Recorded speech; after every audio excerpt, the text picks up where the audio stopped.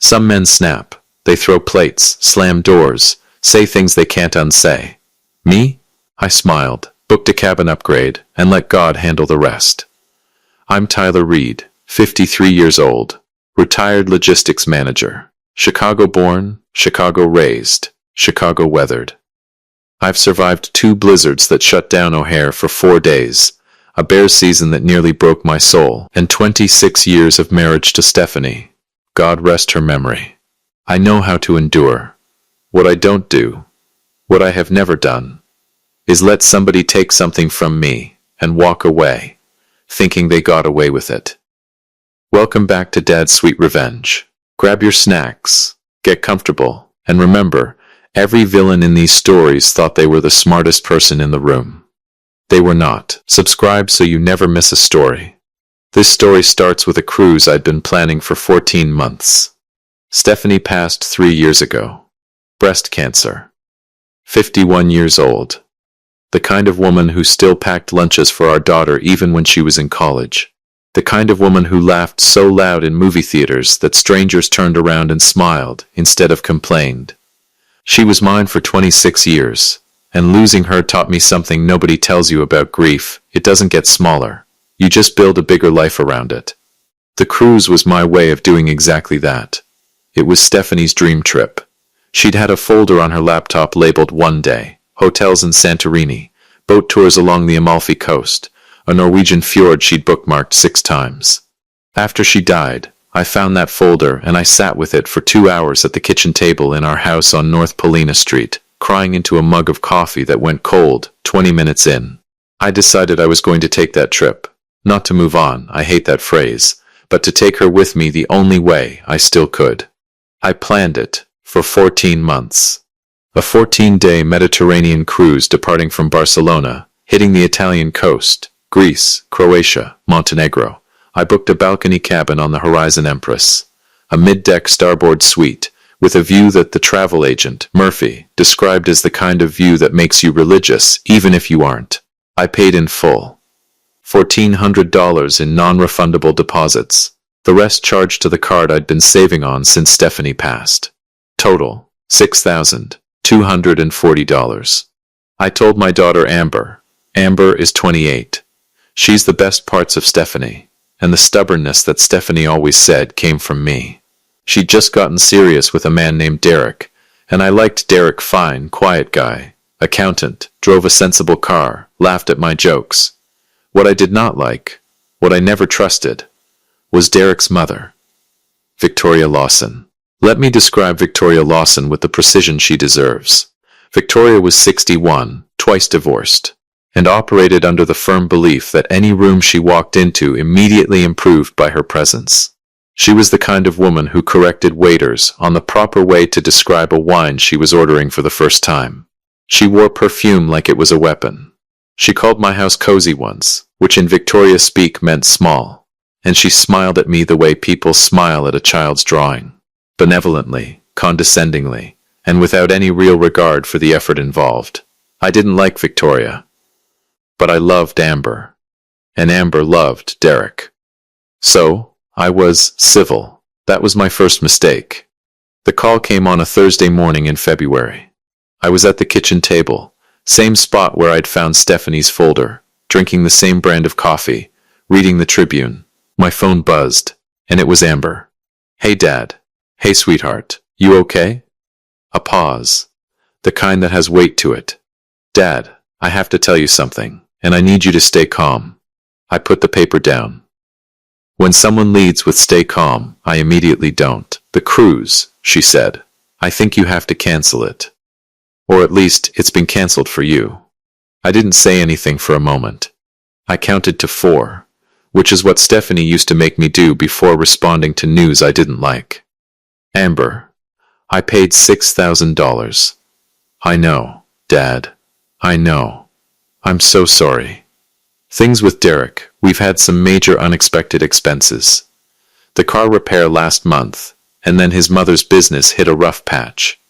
Victoria says she needs a break, but it's just not a good time financially for us to support any other family events. Victoria looked at your booking details when I had them open on my tablet, and she said you shouldn't be spending money like that right now either. Now here's the thing. Amber wasn't actually coming on the trip. I wasn't taking Amber. I was going alone. Amber knew about it, knew the dates, had actually helped me pick a couple of the shore excursions. What she was trying to do, what I now understand she was trying to do, was trick me into canceling the booking out of guilt, so Victoria could swoop in and take the hard-to-get balcony spot. But I didn't know that yet. Amber, I don't. You're not on the trip. And Victoria has nothing to do with my finances. I know, Dad, She stopped, sounding panicked. I'll call you back, okay? Just, don't call the cruise line yet, let me figure some things out. She hung up. I sat there looking at the Tribune. The Bears had traded a linebacker I liked. February in Chicago was doing what February in Chicago does. Gray sky, dead trees. The kind of cold that doesn't just touch you, but personally insults you. I made a second cup of coffee and told myself it would all make sense eventually. The next morning my phone rang at 8:14 a.m. I didn't recognize the number at first. When I answered, the voice was warm, bright, annoyingly confident. Tyler. It's Victoria. I hadn't given Victoria my number. I noted that. Victoria, morning, good morning. I just want to say, and I mean this genuinely, thank you for being so gracious about the situation. It really means a lot to Derek. And, honestly, to all of us. I set down my coffee cup very carefully. I'm sorry. What situation? A pause. Shorter than Amber's, but just as heavy. The cruise, of course. Amber said you were happy to. Well, you know, since you were canceling anyway, it's such a lovely gesture to hand it over. Every hair on my arm stood up. I didn't know it yet, but I was standing at the edge of something that was about to change the temperature of the next 6 months of my life. I'm happy to what, Victoria? She laughed. That musical practiced laugh. Give up your cabin. For me and Faith. Amber said you were so sweet about letting us take over the reservation details. When she explained, I hung up. I called Amber back in 45 seconds flat. She picked up on the second ring and I could hear from her voice that she already knew the call was coming. Dad. Don't dad me in that voice. Tell me what's happening right now. A long exhale. Victoria wanted to take the same cruise. She and Faith, Derek's sister, they'd been looking at it for months, but the balcony cabins sold out. When Derek mentioned we were connected to someone who had one. Someone? I said. I'm someone now? Dad. Amber. That cabin is on Stephanie's list. Her list. I've been planning this trip for over a year. You know what that trip means. Silence on the line. Real silence. The kind that means someone knows they've done something wrong and is trying to find words that don't exist. I thought, she said quietly, that maybe you'd understand. Victoria was going to pay you back. The deposits are non-refundable. Amber, do you understand that? $6,000. Non-refundable. Derek said his mom would cover the transfer difference. I don't want Victoria's money. My voice had gone flat. Not angry flat. The other flat. The flat that Stephanie once told me scared her more than when I raised my voice. Because it meant I was done rather than reacting. I want my cabin. On my ship. On my trip. Dad. I'm sorry. It sort of just happened, and Victoria already called the travel agency pretending to be my manager to get the booking codes. I gotta go, I said. Dad, please don't be, I'm not mad, I said. Have a good day. I hung up and sat with the phone in my hand for a solid minute. Then I opened my laptop. Here's the thing about revenge that most people get wrong. They think it has to be loud. Dramatic, confrontational. They picture the scene, storming in, throwing accusations, making somebody squirm in front of witnesses. That's not revenge. That's theater. And theater only satisfies you for about 11 minutes before the shame sets in. Real revenge is quiet. It's architectural. You build it slowly, with the careful patience of a man who has nothing but time and a very detailed memory. I spent 40 minutes on the phone with Murphy, my travel agent. I need to know, I said, if there's any availability on a different Mediterranean cruise. Same dates, different ship. Murphy was quiet for a moment, and I could hear her keyboard. Tyler, what happened to the Horizon Empress booking? Some lady calling herself your family representative has been calling trying to change the names on the ticket. Don't let them touch it, I said. Cancel it entirely. Pull my name, clear my card, and take the cancellation refund credit. Let the cabin go back to the public pool. You, what? Long story. Wipe the booking. Now, find me a different ship. Same window. More keyboard sounds. A low whistle. Okay, so, there's the Adriatic Crown, out of Barcelona. Same departure date. 14 nights. Hits a lot of the same ports. It's a smaller ship. More boutique. They've got a sky suite available. Top deck, panoramic balcony, butler service included. How much? She told me. It was $3,000 more than what I'd paid for the original cabin, even with my refund credit. I didn't even flinch. Book it. Tyler, Murphy, book the cabin. He booked it. I sat back in my chair, and for the first time in 3 days, I felt the tight thing in my chest begin to loosen. I didn't know exactly how the rest of this was going to unfold. I didn't know the timing or the shape of it. What I knew, what I felt in my bones, the way you feel a Chicago north wind before it actually hits you, was that the universe occasionally has a sense of humor. I just had to be patient enough to see the punchline. I didn't tell Amber about the new booking. I didn't tell anyone.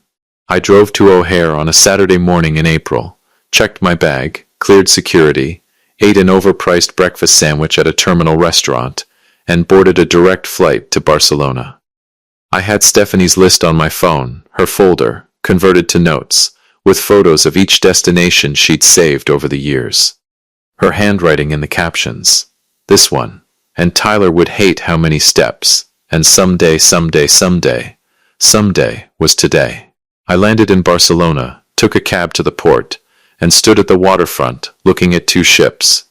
The Horizon Empress was docked at Terminal C, enormous, white, gleaming in the Spanish morning sun.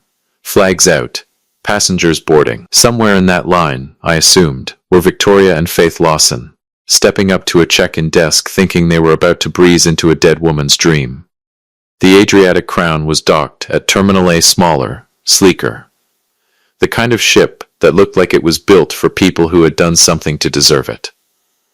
I checked in, met the butler assigned to the Sky Suite, a man named Lawson, which I will note is the same last name as Victoria, and which I choose to interpret as the universe confirming it was paying attention, and I was escorted to my cabin. Floor-to-ceiling windows.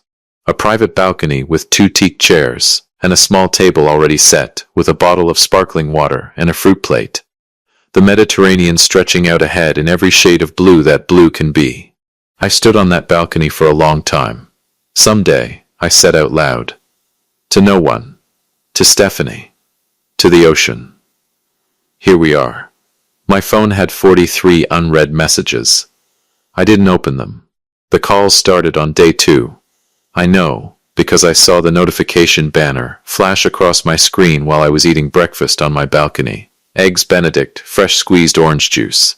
A small basket of pastries I had no business eating, and ate anyway. The notification said, Amber. 1 missed call. By lunch it was 4. By dinner it was 9. I put my phone on Do Not Disturb and ordered a glass of Primitivo, and watched the Catalan coastline drift past into the evening shadows. I wasn't ignoring Amber out of cruelty. I want to be clear about that. I was ignoring everyone, because I was on a trip I had planned for over a year, in honor of the woman I loved for 26 years, and I had spent the last 3 months being lied to, manipulated, and casually dispossessed of something that was mine. I was owed 14 days of peace. I intended to collect. But by day 4, the number had climbed to 31 missed calls, and the text previews. The 3 or 4 words I could see without opening them started to shift in tone. Day 2, Dad, call me when. Day 3, Dad, please, I need to. Day 4, Dad, something happened. Victoria. I almost opened that one. Almost.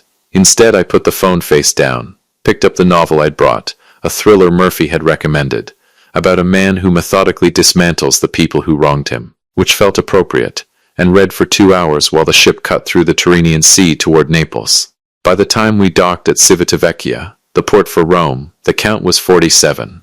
I took a private shore excursion to the Vatican, stood in St. Peter's Square, and thought about Stephanie's caption on the photo she'd saved. If God exists, he definitely lives here, lol. I lit a candle for her inside the basilica, and then ate the most transcendent plate of cacio e pepe I have ever encountered in my life. Sitting outside a trattoria in Trastevere, a glass of house red on the table, afternoon sun turning the cobblestones amber. The phone buzzed 3 times in my jacket pocket. I left it buzzing. It was day 7, Santorini, when I finally understood why the calls had escalated. I'd connected to the ship's Wi-Fi to send some photos home. I'd promised my neighbor, Evelyn, 72 years old, feeds my cat when I travel, that I'd send pictures. When my phone synced, the messages cascaded in. And I mean cascaded. I scrolled past the missed call count. 83 now, I noted, and I read. The sequence went like this. Amber, day 2, Dad. Call me when you get a chance. Victoria's asking questions about the cabin configuration. Amber, day 3, Dad. I tried to explain to Victoria that the booking details she copied down weren't working online. She's saying Murphy made an error. Victoria, day 3, Tyler. I don't want there to be any unpleasantness. Please call me. The cruise line says this reservation number doesn't exist. Amber, day 4. Dad, something terrible happened. Victoria went to the terminal in Barcelona to board, and they told her the entire booking was completely cancelled days ago. She has no ticket. She called me screaming from the terminal. She's very upset. Please just call me and explain what happened. Derek, day 4, Tyler. I think there's been a massive miscommunication. My mother is stranded at the port, and there seems to be no record of your cabin. No surprise there, the whole family has your digits now. So please pick up. Amber, day 4. 3 hours later, Dad, they finally let her buy a brand new ticket on the spot, because the ship wasn't fully booked, but it's an interior cabin. No window. She had to pay out of pocket, and she's furious. She said she's going to talk to her lawyer. I paused on that one. Her lawyer. I laughed for the first time in days. A real laugh. The kind that starts in your chest and has no self-consciousness in it. The Adriatic crown was somewhere between Rome and Positano, and I was standing on my panoramic balcony reading about Victoria Lawson threatening legal action over a cruise cabin she'd tried to steal from me, and I laughed until my eyes watered. I kept reading. Amber, day 5. Dad, I don't know if you're reading these. I want you to know, I'm sorry. I should have told you the truth from the beginning. I know that. I'm sorry about Mom's trip. I didn't know how to say no to Derek and his mother when they started demanding the booking info. And it spiraled. I'm sorry. Victoria, day 5. Twice. Variations on a theme. Unpleasantness. Misunderstanding. Her lawyer again. Derek, day 6. Tyler. I don't know where you are, but my mother is saying you deliberately canceled the booking out of spite, just to humiliate her at the dock. I'm sure that's not what happened, but she's escalating this, and I need to understand what's going on. Amber, day 6, Dad. Please. I know you're upset. I know you have every right to be, but I'm scared Derek is going to end things because of this, and I love him, and I need you to please just call me. I read that one 3 times. Then I looked out at Santorini, the white and blue of it, perched up on the caldera like something a painter invented, and I thought about what Stephanie would say.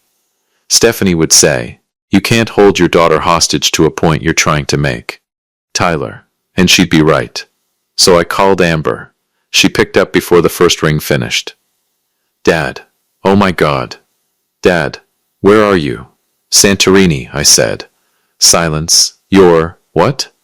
I'm in Santorini, Amber. I booked a different ship. A longer silence. You're on a cruise right now? 14-day Mediterranean. Booked it the same morning Victoria called to thank me for giving her my cabin. I heard her breath catch. Then something complicated happened on the other end of the line. I could feel it through the phone. Not crying exactly. More like a person reassembling themselves in real time. Dad, she finally said. Amber, I deserve that. You do, I said. But I didn't do it to punish you. I did it because it was Stephanie's trip, and nobody was taking it from me. I know. Her voice had gone small. I know that. I knew that when I did what I did, and I did it anyway, because Victoria she was pushing. And Derek she stopped. That's not an excuse. No, I said. It's not. Is it beautiful? I looked at the caldera, at the light sitting on the water like it had been poured there. Yeah, I said.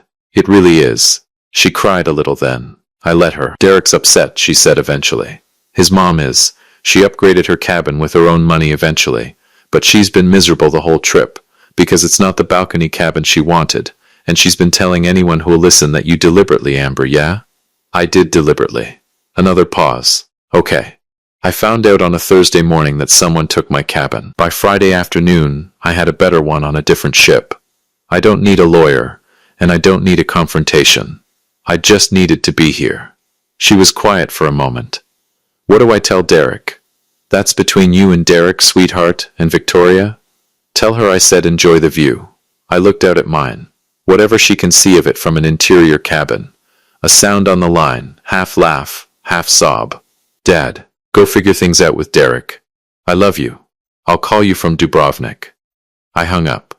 Then I ordered a glass of Assyrtiko wine, a white grown from grapes on volcanic soil. Murphy had told me about it, and I watched the sun track across the caldera of Santorini, and I thought about Stephanie's caption under the photo she'd saved. This one. She would have loved it. She did love it. I'll tell you what I pieced together later, partly from Amber, partly from Derek, who, to his credit, is a more honest man than his mother gives him credit for, and partly from one magnificent accidental moment at the port in Dubrovnik on day 10. Victoria and Faith had arrived at the Horizon Empress terminal with my original cancelled confirmation papers, only to discover at check-in that the booking didn't exist anymore. Murphy had been thorough when I transferred everything. The balcony suite had been completely released back to the general pool 4 days before departure, which meant another passenger had snagged it instantly. Victoria had been forced to fork over her own credit card for a last-minute interior cabin, no window, lower deck. All the ambiance of a storage unit with better sheets. She had complained, loudly, I was told, to the terminal staff, to the ship's guest services, to anyone in earshot. Faith, who by all accounts is a quieter, kinder version of her mother, had reportedly spent a lot of the first 3 days managing Victoria rather than enjoying the cruise. Victoria had called her lawyer twice from the ship. Her lawyer had told her, both times, that there was nothing actionable about a man choosing to cancel a cruise he had personally paid for and booked in his own name. Imagine that. The interior cabin, Derek told me later, was fine, perfectly comfortable, as interior cabins on cruise ships tend to be. But Victoria had built the entire trip around the balcony. The balcony was the point. The balcony was the status of it. The thing she could photograph and post and describe to her friends back in Chicago. Without the balcony, she was just a 61-year-old woman on a cruise in a regular room. The same as 1,000 other people. Unremarkable, undistinguished, unavoidable. For Victoria Lawson, that was apparently the cruelest possible outcome. She upgraded eventually. There was a cancellation mid-cruise that freed up an ocean view cabin on deck 7. She took it. It cost her $1,100 out of pocket. She paid it because the alternative was 14 days without a window, and Victoria Lawson was not built for 14 days without a window. Even the upgrade wasn't a balcony. She watched the Mediterranean through glass, like a picture on a wall.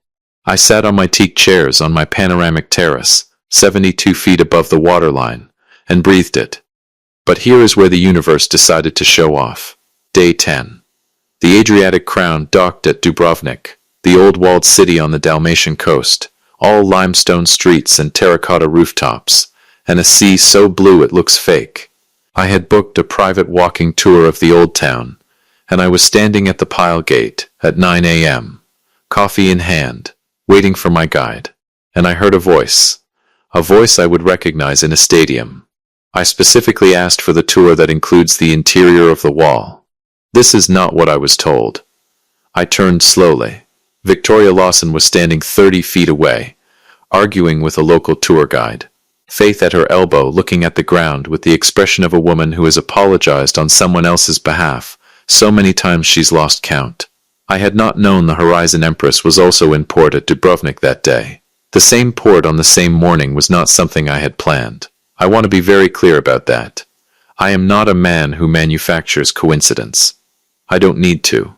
Life, in my experience, handles that on its own. Victoria had not seen me yet. I had options. I could walk the other direction, easy enough. The old town is a maze. I'd never have to cross her path. I could stand where I was and wait for the collision. Or, and this is the option I chose, because it was the only one that felt honest, the only one that felt like me, I could walk directly toward her. I chose that one. I walked across the stones, coffee in hand, unhurried, the way you walk when you're on a 14-day Mediterranean cruise in a sky suite and you have absolutely nowhere to be. Faith saw me first. Her eyes went wide. She put a hand on Victoria's arm. "Mom." Victoria turned. The color that left her face was remarkable. I've seen that particular shade before. It's the shade of a person who has been operating under the comfortable assumption that consequences exist for other people. I stopped about 6 feet away. "Victoria," I said. "Small world." She opened her mouth. Closed it. Opened it again. "Tyler, how's the cruise going?" She stared at me. Then, and this is the part that I replay sometimes, in the kitchen on North Paulina Street, over my morning coffee, she looked past me, toward the harbor, where the Adriatic Crown was docked at Terminal A, gleaming in the morning sun, her sky suites visible on the top deck. I watched her put it together. "What ship is that?" she asked, very quietly. "The Adriatic Crown," I said. "Lovely vessel. Top deck suite. Panoramic balcony." I took a sip of my coffee. 14 nights. Silence. Faith was looking at the ground. "You," Victoria started. "I booked it the morning after you called to thank me," I said. Murphy found availability. The muscle in Victoria's jaw did something involuntary. "You did this intentionally." "I booked my own cruise," I said, "with my own money. For my wife's trip." I kept my voice pleasant. Even, the flat calm that Stephanie always said was more frightening than anger. "Nobody took anything from you, Victoria. You found a cabin. Eventually, I found a better one. That's just how things worked out. My cabin was never your cabin." I said it gently. "It was mine. It's always been mine." Faith looked up at that, met my eyes. She had the grace to look ashamed. Victoria drew herself up. That thing she did. The inflation of presence. The armor of dignity. "I don't think you understand what you've done to our family." "I understand completely," I said. "Your family cornered my daughter into stealing my booking details. Then your family tried to take my cabin. Then your family threatened me with a lawyer from inside a cruise ship." I paused. "I went on vacation. These are not equivalent injuries. A tourist bumped past us, oblivious. A church bell rang somewhere in the old city." Victoria said nothing. "Enjoy Dubrovnik," I said. "The city walls are worth the walk." I nodded at Faith. Faith and I walked to meet my tour guide, leaving Victoria Lawson standing at the Pyle Gate, with the Adriatic Crown visible in the harbor behind me. I didn't look back. I didn't need to. I landed at O'Hare on a Sunday afternoon, 14 days after I left. The flight from Barcelona was long, but I slept through most of it. One of those genuine, deep, dreamless sleeps that only happen when something in you has settled. I claimed my bag, picked up my car from long-term parking, drove straight home, and walked back into my house on North Paulina Street at 6 in the evening. My neighbor had left a note on the kitchen table. Cat was fine. Trip photos looked gorgeous. Welcome home. She'd also left a container of soup in the fridge, because she's that kind of neighbor. I sat down at the kitchen table with a bowl of soup and my phone. There were 11 new messages. The 83 had dropped off while I was in the air. Amber had called once, a voicemail that said she was glad I was home and she wanted to talk when I was ready. Derek had sent a text, "Tyler, I owe you a conversation. Whenever you're up for it." Victoria had sent one message. Just one, which told me she'd spent some time on it. It read, "Tyler, I understand you feel you had cause to act as you did. I hope in time you'll consider that families make mistakes and healing is possible for those who choose it." I read it twice. Then I typed back, "Victoria, I didn't act out of anger. I acted out of self-respect. Those are very different things. I hope you enjoyed the trip." I put the phone down and ate my soup. There was one more thing I needed to do. Amber came over the following Saturday. She stood in the kitchen doorway, looking like she had when she was 10 years old, and had broken a lamp, and knew I already knew about it. I made coffee, and we sat at the table, and she talked for a long time, about Derek, about the pressure she'd felt, about the way Victoria operated by attrition until you gave her what she wanted, just to stop the friction. She talked about Stephanie too, about how much she missed her, about how she'd told herself the trip wasn't the same without Stephanie there anyway, which was her way of making it hurt less to give it away. That part cracked me a little. I know, I said. I know you were trying to manage something that was already out of hand by the time you called me that Thursday. I still should have told you the truth. Yeah, I said. You should have. Are we okay? We're always okay, I said. You're my kid. We're always going to be okay. She hugged me for a long time at the kitchen table and I let her, and it was fine. It was good. It was the right kind of okay. But there was still the matter of the initial costs, and the massive financial headache Victoria Lawson had attempted to cause. Before Amber left, I handed her an envelope. What's this? She said. Give it to Derek, I said. For Victoria. She looked at me with Stephanie's eyes, cautious, reading me. Dad, it's just a letter, I said. Open it if you want. She opened it. Inside was a single sheet of paper. On it, I had printed an itemized invoice, the non-refundable portion loss. A line item labeled processing inconvenience fee, number I invented. Because I felt like it. A line for replacement booking surcharge, reflecting the cost difference between the original cabin and the Sky Suite. Grand total at the bottom. $12,400. Amber looked up from the paper. Dad, I don't expect a check, I said. I want her to see the number. I want her to know what she cost. Not just the money, the number, the size of it, the weight of what she walked into someone's life and tried to take. Amber was quiet. She threatened me with a lawyer. Amber, from inside the Horizon Empress. She does not get to do that and then send me a message about healing. I took a sip of coffee. She can keep her healing. She owes me $12,400 that she will never pay, and every time she thinks about that cruise, which given Victoria will be often, she'll know it.